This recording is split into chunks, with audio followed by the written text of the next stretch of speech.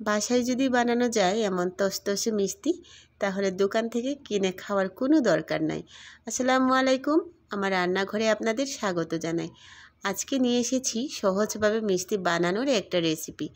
তো যা যা লাগছে সেটা হচ্ছে যে দুধ দিয়েছি আমি, এটা ফুল ক্রিম দুধ। এটা মানে বাটিতে মেপে নিচ্ছি 1.5 বাটির মতো, মানে কাপ, যেহেতু মেজারিং কাপ আমার কাছে নাই, এই কারণে এই বাটি দিয়ে কাজটা চালিয়ে নিচ্ছি।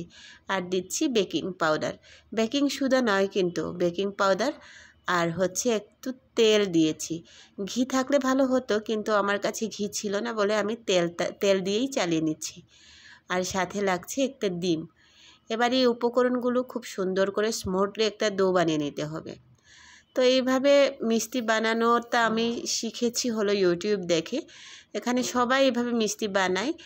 এর আগে আমি বানিয়েছি অন্যভাবে, কিন্তু এই প্রথমবারের মতো এরকম একটা মিষ্টি বানাচ্ছি।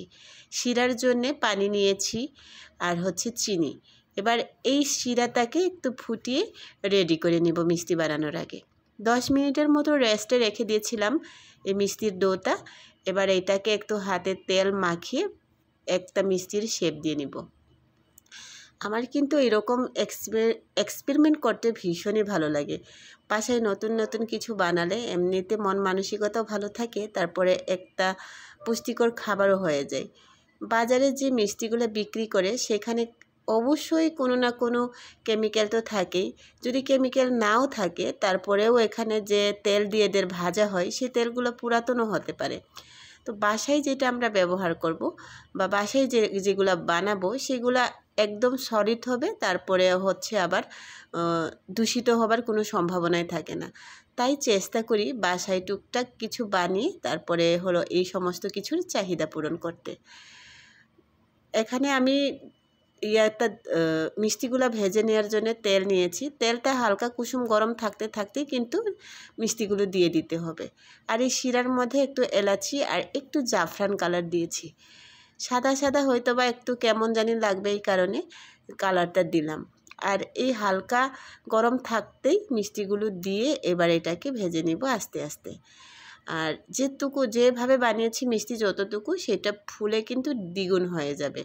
কারণ হচ্ছে বেকিং পাউডার দেয়া আছে, আর হচ্ছে এখানে কোনো ধরনের কোনো আটা, ময়দা, সুজি কোনোটাই নেই, শুধু দুধ, ডিম আর হচ্ছে বেকিং পাউডার। তো একটু তেল গরম হয়ে গেছিলো, উল্টাতে দেরি হয়ে গিয়েছিল দেখে ওই যে ওইরকম একটা স্পটের মতো করে পুড়ে গেছে। যাই হোক, তারপরেও এটাকে এখন আস্তে আস্তে সময় নিয়ে ধৈর্যের সাথে ভেজে নিতে হবে।